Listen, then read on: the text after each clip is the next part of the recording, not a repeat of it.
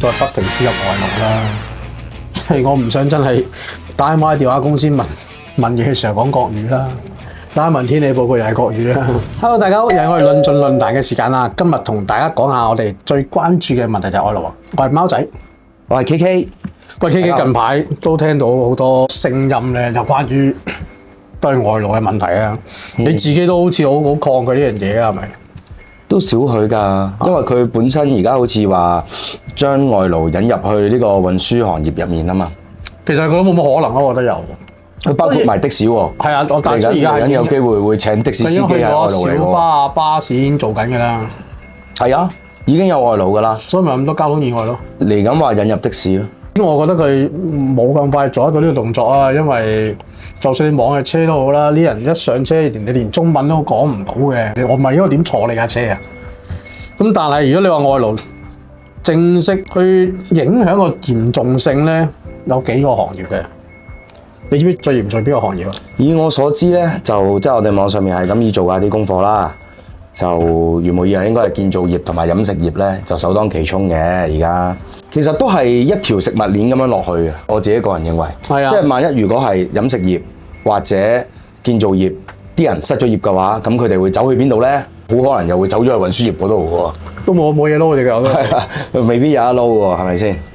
嗱，根據我哋個統計啊，喺網上面非官式統計啊，而家目前影響最大嘅就係建造業，現在去到7.2%啊，係，即係其實有好多地盤咧，我啲朋友做地盤都講啊，明明有一個禮拜有700日翻嘅，但係而家都冇啦。只要你夠膽請假，係啊，只要你夠膽請假，我 friend 仔咁同我講，因為我有少少旅行，你知我中意玩嘅。嗯，喂，請假2-3日去行下咁樣唔得啊！佢話你翻少一日工咧，個位俾人頂咗噶啦，就翻唔到轉頭啦。翻唔到轉頭，人哋揾第二個你咪唔好做咯。咁啱我尋日就車咗個客，就做紮鐵嘅。咁佢本身咧就同我即係分享佢自己而家個狀態啦。佢話本身咧佢有啲大師傅咧，即係大工啦，就係收緊2350蚊一工嘅。係啦，咁嗰啲位咧就要孭飛嘅。如果你唔要孭飛嘅話咧，就平3嚿水咧，就都可以做紮鐵嘅。係啦，咁啊大約2000蚊人工度啦一日。咁但係而家佢同我講話咧，最近呢2個月咧開始啲大工師傅咧就係收得1950蚊，越至越低咯。1950蚊嘅同時咧，如果你係孭飛位嚟喎，如果唔使孭飛嗰啲位咧，就再少3嚿，1600蚊嘅喎，1600蚊。搬到隻積咁樣，哇！你知紮鐵1600蚊啊？而家就係咁樣咯，係啦，係我親身一個紮鐵嘅客人同我講嘅，咁佢話而家都唔好啦，搞到即係擔到條腰骨都攣埋，就索性唔做。問我有咩好撈，咁我同佢講：你咪試下考的士牌咯。其實呢個係重點啊！咁啊，雖然我哋始終都係一個的士頻道，咁另外嘅又雖然乜都未傾下啦，但係其實呢個重點就係好多新人考的士牌嗰啲咧，全部都因為已經係冇嘢撈啊！連我哋嘅藝員啦、明星好似所謂嗰句叫咩名我唔記得咗，即係啱近排走去揸巴士嗰個咧，你有冇記得有個印象咁嘅人？落去嘥嗰個啊嘛，嗰個男仔叫咩名？唔好意思，唔記得咗你個名。唔好意思啊，真係年紀大，唔好意思啊，唔關你，唔係你唔紅問題啊。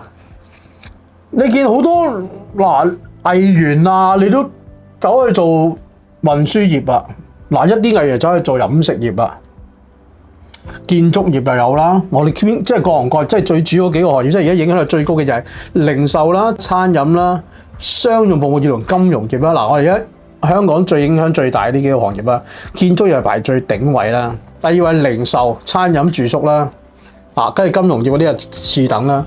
咁其實頭幾位嘅已經係囊括埋我哋而家藝員都走去做嘅工作，咁 OK 啦。有個問題就係我哋的士有幾多人因為失業走，你知唔知？真係唔知，我就係知 keep 住好多人去考的士牌。其實真係好多話俾你嗱，我本身我開課堂有成，好多學生同我講都係咁講話，我本身唔係揸的士嘅，係純粹冇嘢做，焗住揸嘅。咁有啲尤其飲食業仲慘，因為我本身亦都有做過飲食業嘅。係啊，我都開過餐飲業啊，亦都做過營運經理，乜都做過。我本身係一個廚師，乜都試過。我幾多元化啲工作。咁餐飲業咧就更加嚴重。餐飲業佢嗰個狀況係而家將啲 full time 咧，譬如一個禮拜返40個鐘頭咧，佢就將佢調到去得返8個鐘。係啊，係啦，調低咗就為咗 keep 住個 quota，就可以請一個外勞，即係逢2個香港人先至可以有個 quota 請一個外勞㗎嘛。咁就將2個 part time 就整個 full time 嘅外勞咯。係啊，係啦，好似長工都 cut 埋啊嘛。係啦，長工即係本地嗰2個就係 part time 變咗，但係佢仲依然係 keep 住嗰個 quota 噶嘛。咪呢樣就要多謝張咩人嗰個冚家產嘅，嗰個咩人我唔鳩記咩名啦，啲垃圾係啊話贊成輸入外勞啊，代替參與嗰個咩人咧，姓張個冚家產咧，名就唔好記啦，呢個冚家產無謂記啦。佢真係無撚良啊！講啲嘢真係無良噶，話香港冇外勞加入去呢個餐飲業係唔得啊嘛。嗱，作為一個老細立場，佢真係樂意請外勞嘅。係點解咧？真係聽聽話。係咁啊，冇香港話喂，如果你中意又話唔返工，跟住又話發脾氣，即係呢個事實嚟嘅。雖然係，但係調翻轉講，你哋咁撚中意揾外勞嚇，尤其張咩人嗰個冚家產嚇，咁撚中意叫人輸入外勞。不如你班撲街嗰啲位俾班外勞做埋咪得咯？話唔定㗎。啱啱先，我覺得係可以㗎。啱啱先，點解唔得啫？去內地揾啲官落嚟睇。因為我覺得中國嘅官員係非常好㗎。係啊。講真㗎，中國任何一個官員咧，有擔帶有承擔，係啊，全部為有咩事有我哋習主席保護。只要你有少貪污有少出錯，習主席一定一律不放過。咁點解唔可以代替埋呢班仆街啫？呢樣真係幾奇怪喎！人工可以低啲添係嘛？人工可以唔使咁高。人哋喺內地可能啲大官都係收緊1-2皮嘢一個月嘅。係我哋習大都冇咁高人工。係啊，佢係普通一個政務官都20幾30萬個月。係喎，真係拗晒頭喎！嗱，而家飲食業咧，就有個姓梁嘅啱接咗位啊，接咗任啊，就話感激嗰個冚家產支持啊。咁亦都希望呢位梁生真係為香港市民做下嘢啦。你不停輸入外勞係唔係辦法？我講個數字俾你聽啊，喺20歲至29歲呢個年齡層啊，喺2025年嘅10月上升咗7.9%，即係11月總失業人數啊，接15萬人，又上升咗3.26萬人。但係你呢2年入邊，你不停輸入外勞，2.9萬又落嚟，3萬人落嚟，你輸入咗2.9萬人落嚟又做嘢，3萬香港人失業。咁點解仲要入外勞咧？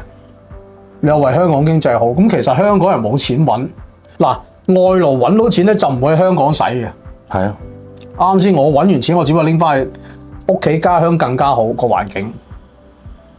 一定啦。其實我好贊成，我話咁幾過癮。呢邊又包食包住。咪咯，我香港揾錢，大陸使喎，幾撚過癮啊？如果做飲食業嘅話，應該係包食加包住啊。所有外勞都要。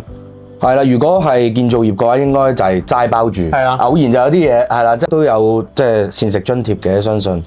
咁但係如果我哋 local 嚟，就要搞掂自己嘅住宿條。即係我哋 local 自己。你呢個問題非常好啊！都要解決自己嘅住宿，但係佢哋嚟到有埋地方住，好似請賓賓同埋即係印尼姐姐咁樣，係咪？我哋都要包埋佢住噶嘛。嗱，呢個係重點啦。我哋香港人打份工。假設你一份工係2萬蚊一個月，我起碼用最少5、6千蚊去租間房，即係冇咗1/3人工咁滯啦，即係加埋水電煤，加埋車費，噼里呱啦，基本開支萬零蚊走唔甩。但外勞就全部唔使俾嘅呢啲錢。係啦，我成日有個夢想㗎，即係錢又唔使揾太多㗎。但係如果能夠可以做到喺香港揾錢，大陸使真係一流嘅。而家咪就做緊咯，我哋都。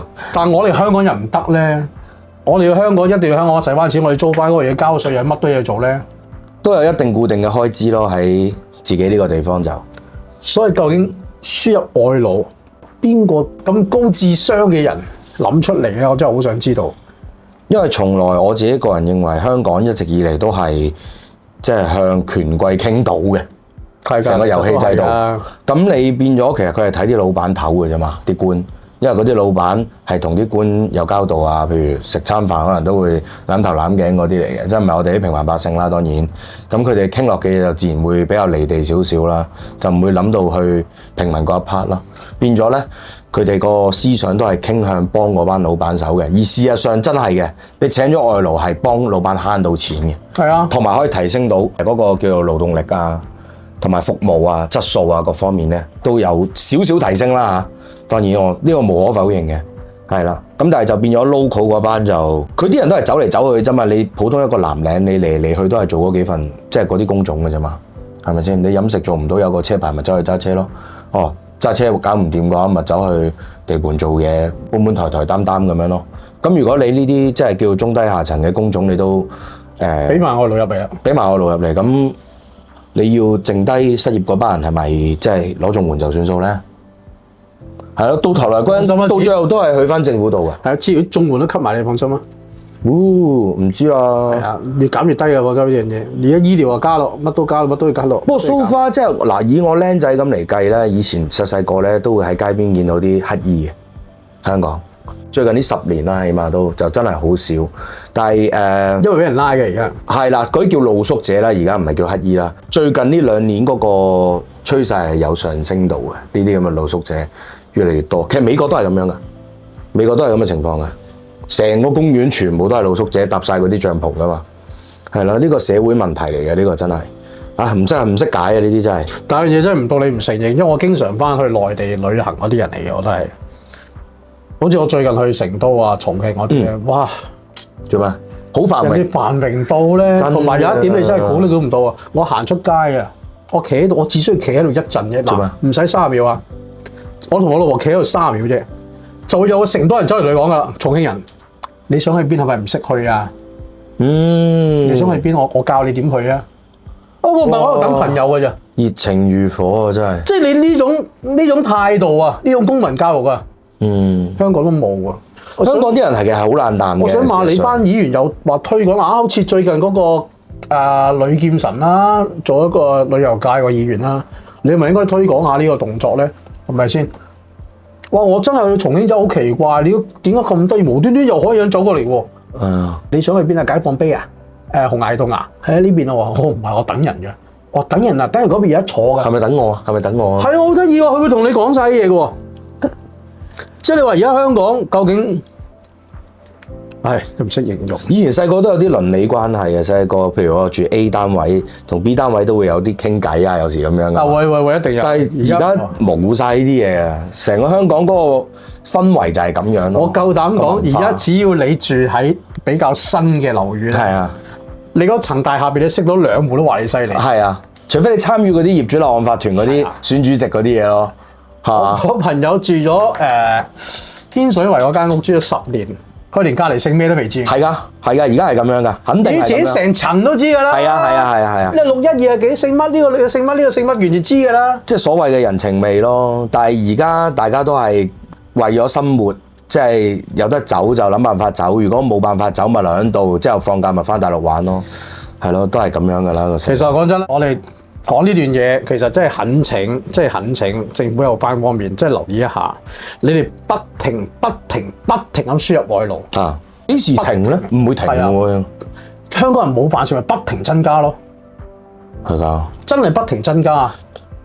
我都唔識點樣講。你見唔見到而家其實好多犯罪率啊，或者自殺率啊？自殺率真係堅，不停起新高。呢日又話自殺，嗰日又話自殺，日日都有人自殺咁滯嘅而家。好高，全部都係新幣。然之後就會彈個防止撒瑪利亞會熱線咧，防止撒瑪利亞會熱線。我哋講遲啲防止撒瑪利亞熱線，嗰條熱線都俾外勞做埋。你講普通話噶咯喎，你打去問佢，喂，我好慘，我唔開心啊！你說什麼啊？你要吃啥？你不要吃啥，好不好？隨時嘅咋，你而家都冇晒嗰啲位做嘢咯。